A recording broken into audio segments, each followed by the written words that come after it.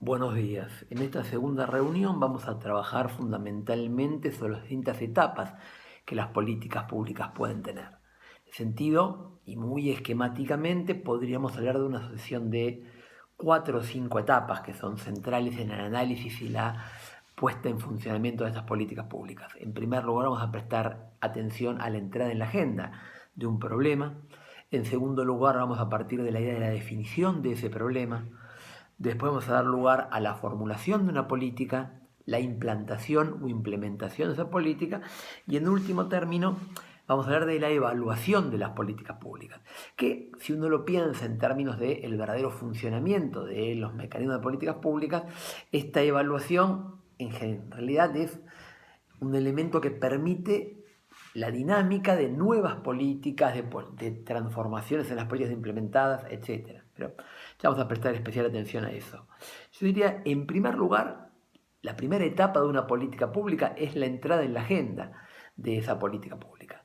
¿Qué es la agenda? Bueno, la agenda puede ser definida mínimamente como el conjunto de problemas, demandas o cuestiones que los gobernantes seleccionan para poner bajo su esfera de influencia, para poner como objeto de su acción.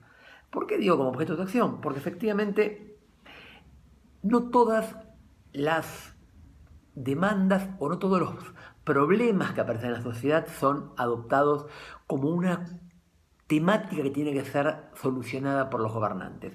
En ese sentido es importante diferenciar lo que uno podría llamar la agenda sistémica, o sea, los problemas que le preocupan a distintos sectores de la sociedad, de lo que uno podría llamar la agenda institucional, que es aquella sobre la cual las autoridades deciden que van a hacer algo.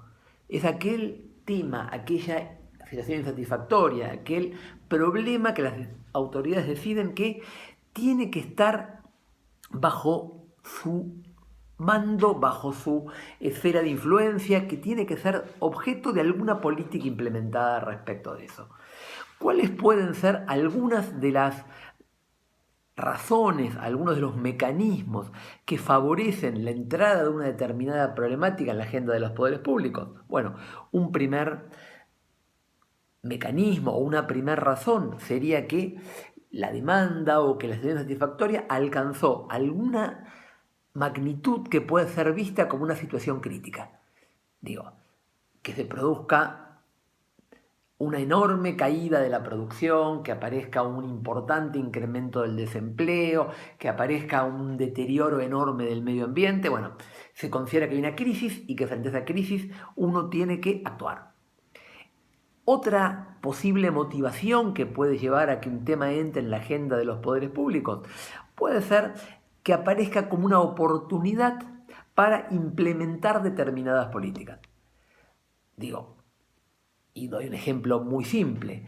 Cuando se produce la reforma previsional en la década del 90 que genera la entrada de un sistema de capitalización en lugar del sistema de reparto, uno podría pensar que esa política pública está pensada para solucionar el problema previsional. Y puede ser que sea así, pero también puede ser que la reforma previsional se convierta en un mecanismo a través del cual el gobierno puede intentar impulsar la formación de un mercado de capitales. Entonces, aparece un problema de ciertas características. Se piensa que es un problema meramente sectorizado, vinculado con un determinado grupo de la sociedad, etc. Sin embargo, la entrada del tema en la agenda permite la incorporación de otra política que viene a resolver el problema previsional, pero que también viene a funcionar como una oportunidad para que el gobierno realice el impulso de otras medidas que está desarrollando en ese momento. Una tercera razón que permitiría la entrada de un tema en la agenda es determinado fenómeno, uno podría decir periodístico, determinado fenómeno comunicacional. Se produce alguna situación que genera un impacto muy fuerte en la opinión pública y eso crea las condiciones para que ese tema pueda entrar en la agenda de los poderes públicos. Una vez que un tema entra en la agenda, yo diría que la segunda etapa de una política pública es la definición de ese problema. ¿Por qué digo eso? Porque los problemas no son objetivos. Los problemas siempre son una construcción social. Es decir, tengo un problema de desempleo, no significa decir mucho. Importa entender cómo defino yo el problema del desempleo. Digo, ¿por qué adjudico yo, a qué causas le adjudico yo el incremento de los niveles de desempleo? Cuando yo defino el problema de determinada manera, estoy creando las condiciones para poder impulsar determinadas soluciones. ¿Se acuerdan que en la clase anterior hablábamos de la importancia de los empresarios de las políticas públicas? Bueno, justamente acá, por ejemplo, en este tema, va a ser muy importante la disputa que se genere por definir un problema con determinadas características. ¿Por qué? Porque una vez que yo defino el problema, tengo un campo mucho más abierto para impulsar determinadas iniciativas en lugar de otras. Hay una famosa frase en políticas públicas que es: el que define, decide. ¿Tá? Los problemas no son objetivos, los problemas son analizados de determinada manera y presentados con ciertas características. ¿Para qué? Para, a partir de esa presentación del problema, poder impulsar algunas iniciativas en lugar de otras. Un tercer momento o una tercera etapa de la política pública apunta a la formulación de la política.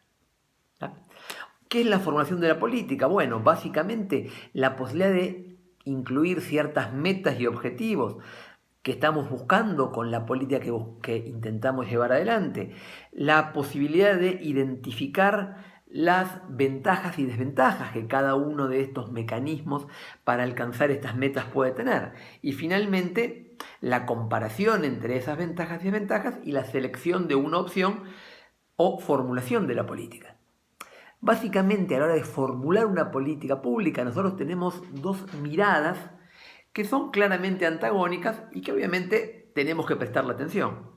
Por un lado, lo que podríamos llamar la mirada racional respecto de la formulación de políticas públicas. El formulador de la política conoce perfectamente todas las opciones,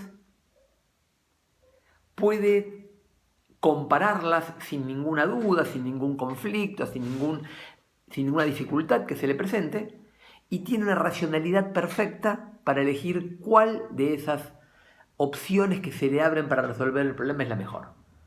Bueno, hay una serie de críticas muy fuertes respecto de esta mirada racionalista respecto de la formulación de la política pública. ¿Por qué? Bueno, porque en realidad con lo que nos encontramos es con que muchas veces la posibilidad que tenemos de conocer todas las opciones existentes es limitada. En segundo lugar, es muy difícil que haya un criterio o una única vara a partir de la cual realizar la comparación entre las opciones que se nos presentan. Y en tercer lugar, es, y lo hablábamos en el video anterior, muy difícil que el decisor tenga una absoluta autonomía para tomar la decisión que él quiere sin ningún tipo de condicionamiento. Por eso es que, en términos de formulación de las políticas públicas, frente a esa mirada racionalista, se plantea lo que podríamos llamar una mirada incremental.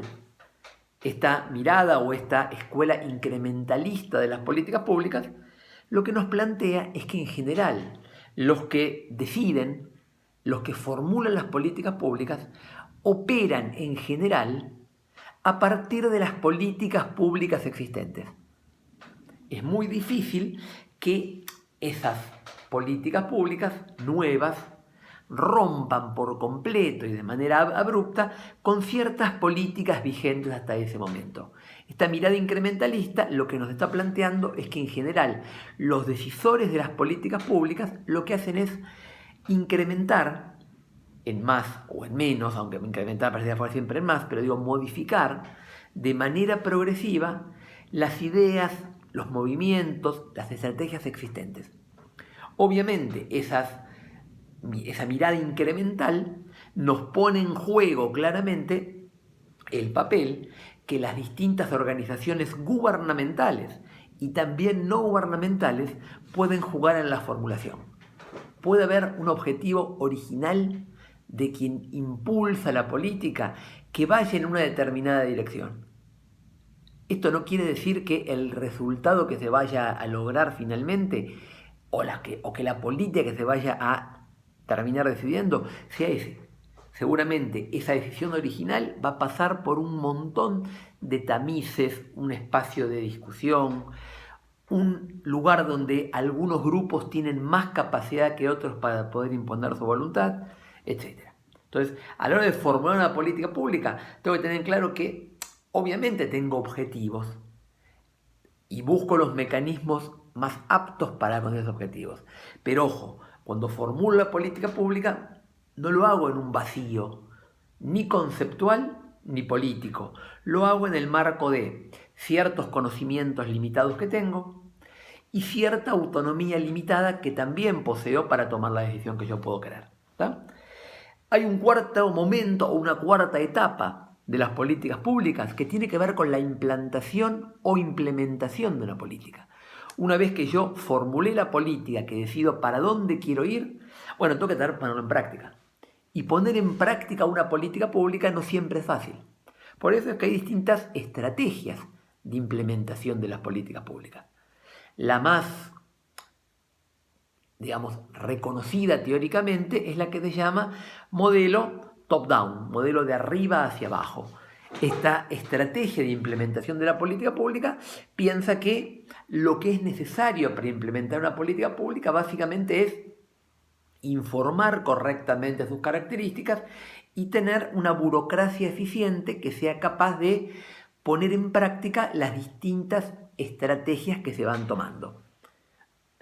Digamos, se piensa a el Estado como una maquinaria en donde una vez que yo decidí la política, lo que tengo que hacer es ir bajándola de manera prolija y ordenada y con eso alcanza para ponerla en práctica. Bueno, esa mirada top-down, digamos, de arriba hacia abajo, muestra ciertas limitaciones y por consiguiente, cuando miramos la implementación de políticas públicas, normalmente tenemos que mirar otros componentes.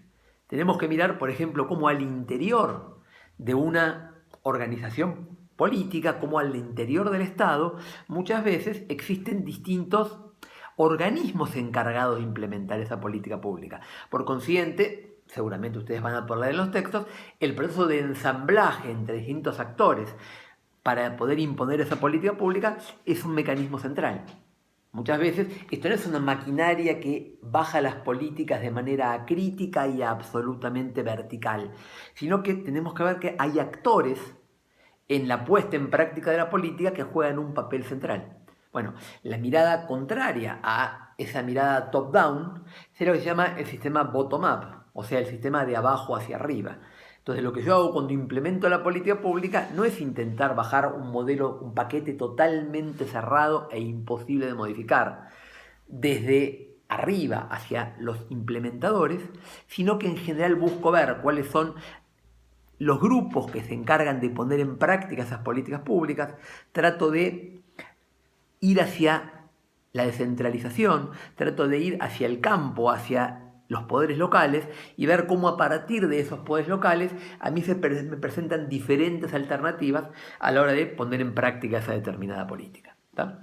Y el último punto o la última etapa de la puesta en funcionamiento de las políticas públicas sería la evaluación.